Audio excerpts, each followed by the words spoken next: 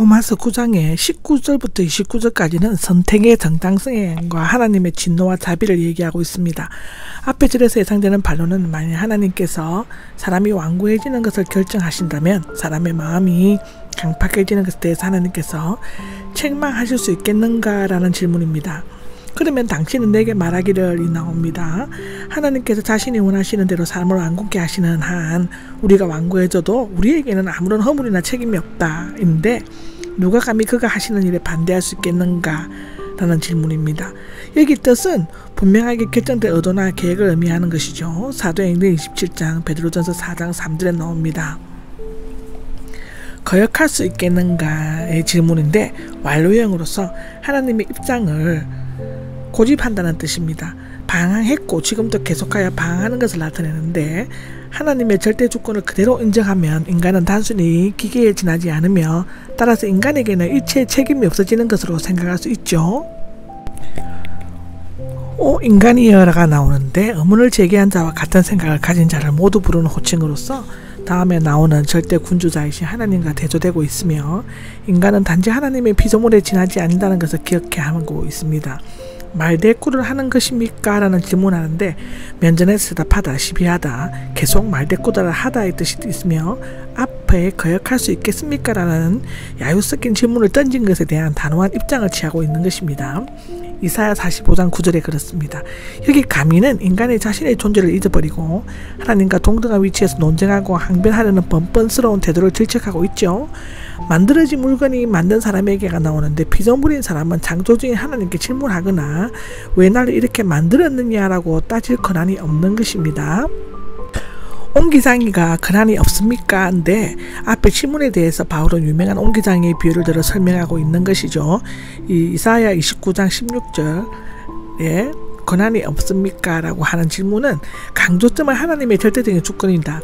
옹기장이는 똑같은 흙등에서 일부를 떼어내어 곱게 빚어 귀하게 쓸 그릇, 즉 꽃병이나 접시 등을 만들고 일부로는 찬하게 쓸 그릇, 즉 뚝배기 그릇이나 변기 등을 만들지만 진흙 덩어리에는 불평할 권리가 없다는 것입니다.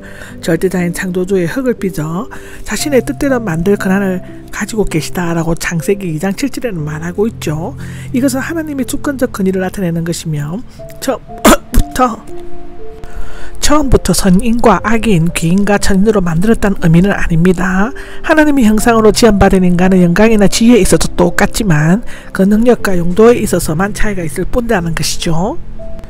만약 하나님께서 삼아주셨다면이 나오는데 바울은 하나님의 인위적 선택과 국률의 절대적 주권을 설명하기 위해 하나님을 옹기장이에 비유한 다음 이 예정을 다른 민족을 향한 하나님의 주권적 의도에 적용시켰습니다.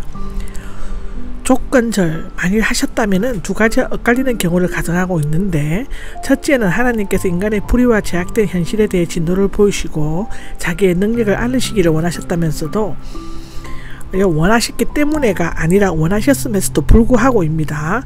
즉 죄에 오염된 인간을 멸망시킴으로써 자신의 의를 확립하기를 강력히 원하셨으면서도 멸망받도록 미리 예비하신 진노의 크리스대의 크나큰 은혜로서 참아주셨죠. 여기에서 멸망받도록 미리 준비된 진노의 그릇들에 대해 칼빈은 곧 멸하기로 결정되어 말하자면 멸망으로 드려진 그릇이라고 해석하였습니다. 그러나 여기에서 미리 준비된 이란 말은 다음 절에 있는 미리 예비하신과는 달리 예정이라는 의미는 거의 없습니다. 여기 미리 준비되에는 완료 분사로서 결과 혹은 상태가 계속되는 과거의 동작을 나타내며 이것은 그들이 하나님의 진노를 받기에 충분히 준비된, 즉 무르익은 상태가 되었음을 의미한다고 합니다. 충분히 준비된 무르익은 상태가 되었음을 의미하는데 따라서 칼빈이 생각하는 것과 같이 하나님께서 어떤 사람은 멸망으로 예정하고 멸망받도록 준비하셨다는 사상은 적어도 여기에서는 찾아볼 수가 없습니다. 사도행전 13장 46절 또 마태복음 25장의 34절을 보시면 됩니다. 하나님이 진노의 대상은 하나님을 대적하고 그에게 돌아오기를 거절하는 구원받지 못한 자들이죠. 그들은 심판을 위해 준비되고 영원한 벌을 받을 것이라고 요한복음 3장 36절에는 말하고 있습니다. 이제 그들에 대한 심판이 다가오고 있지만 그들은 스스로 하나님의 진노를 삭고 있고 마침내 지옥에서 그의 진노를 체험하고 그의 능력을 알게 될 것입니다. 그들이 멸망당하는 것은 그렇게 하려고 하나님께서 미리 결정하셨기 때문이 아니라 그들의 죄가 멸망에 이르도록 만들었기 때문이죠. 그렇지만 하나님께서 심판을 참으시고 크게 너그러운 마음을 보이셨는데 이것은 하나님의 자유이며 이에 대해서는 그 누구도 의의를 제기할 수가 없는 것이죠. 하나님께서 오래 참으시는 것을 회개할 준비를 주시기 위한 것이죠.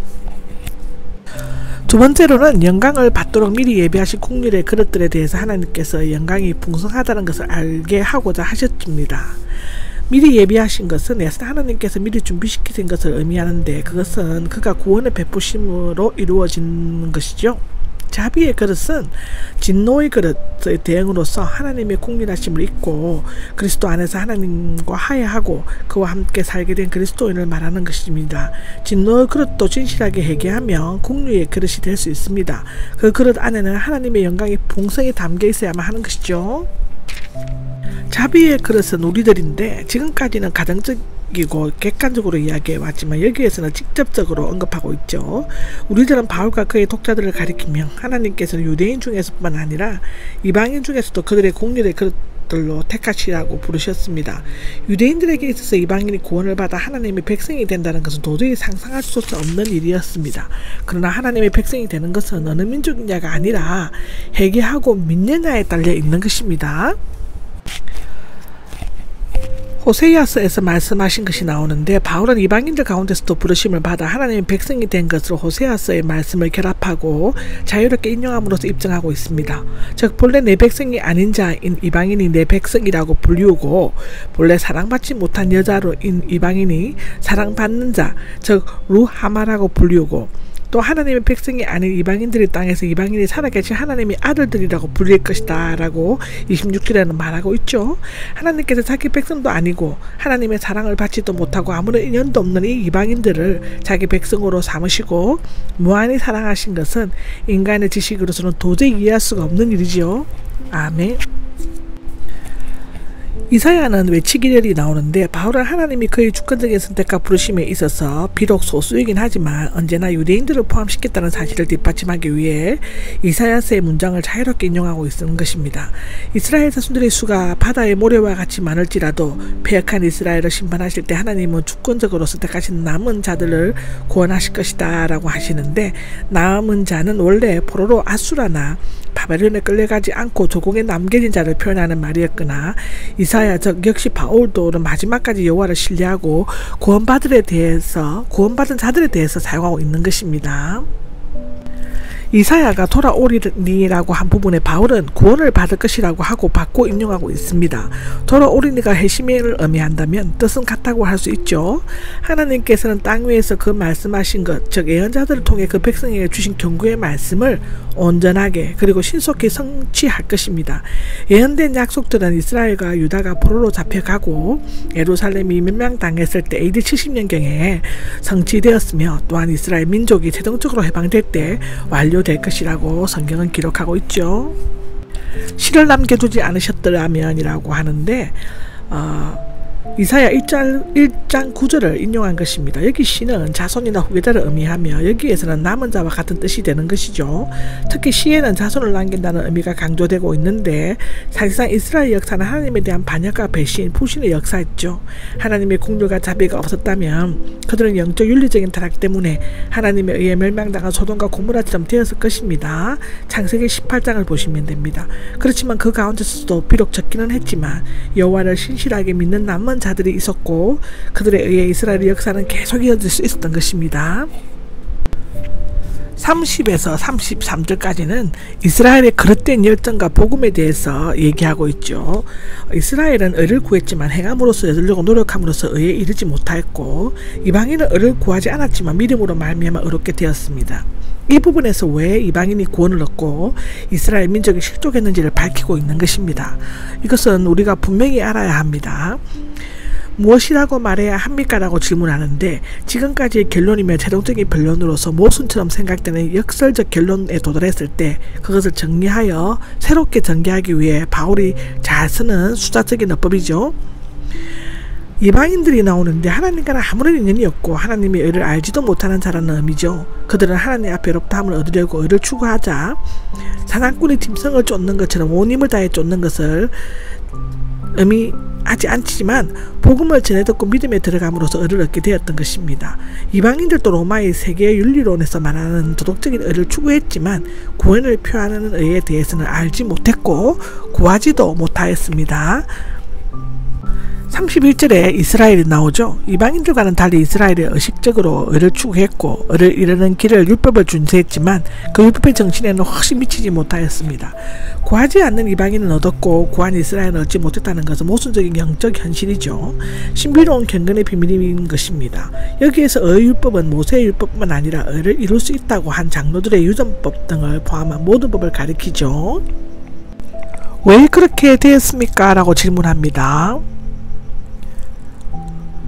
만일 그들이 인간의 제약된 현실과 하나님의 절대적인 국률에 대해 올바르게 이해하고 있었다면 자신들의 율법을 완전히 지킬 수 없었으며 제3을 위해서는 믿음으로 하나님께 돌이켜야 한다는 것을 인정해야만 했죠. 그들은 하나님의 백성이지만 그 기본적 인식에 있어서 큰 오류를 범했을 뿐만 아니라 계속해서 자신의 노력으로 그 법을 지키려고 노력하였습니다. 그것은 그들의 어리석은 착각이었고 치명적인 잘못이었죠. 결과적으로 그들은 걸림돌에 걸려 넘어졌습니다. 메시아이신 예수 그리스도이신데 그는 유대인들의 기대대로 따라주지 않으셨기 때문에 오히려 멸시와 배척을 당하셨죠. 유대인들은 하나님의 뜻이 계시된 율법에 대해서는 열심히 나타냈지만 그 계시의 본질인 예수 그리스도에 대해서는 전혀 알지 못하고 오히려 십자가에 못 박아 말았습니다. 고린도전서 2장 8절에 나오죠. 요컨대 하나님께서 그들을 버리시는 것은 의미대로 결정하신 것이 아닙니다. 그들이 의를 얻는 하나님의 방법인 믿음을 거절했기 때문인 것이죠. 기록되어 있는 바인데 바울은 하나님께서 이스라엘의 배신과 반역을 미리 예견하셨음을 보여주시기 위해 이사야 8장 14절, 28장 16절을 인용했는데 이 두 구절의 결합은 하나님께서 시온에 두신 그 바위에 대한 사람들의 두 가지 엇갈린 반응을 묘사하고 있습니다. 여기 걸림돌과 거치는 바위는 본래는 여호와를 가리켰습니다. 당시와 후에는 메시아를 의미했으며 바울은 그리스도에게 적용시키고 있죠. 시편 118편, 마태복음 21장, 사도행전 4장을 보시면 됩니다. 유대인들은 예수님을 예언된 메시아로 인정하지 않았는데 그 이유는 예수님이 인간이요 안식일을 무시하고 대사장 반열에 나서지 않았으며 율법을 초월하고 죄인과 장기들과 교제하고 십자가에 못 박혔다는 것 등을 들었습니다. 그로 말미암아 유대인들은 그 돌에 부딪혀 걸려 넘어지고 말았죠. 그러나 그를 믿는 자는 부끄러움을 당치 아니하고 보배롭고 요긴한 모퉁이 돌이신 예수 그리스도로 말미암아 구원의 반석 위에서 즐겁게 노래를 부를 수 있는 것입니다. 아멘.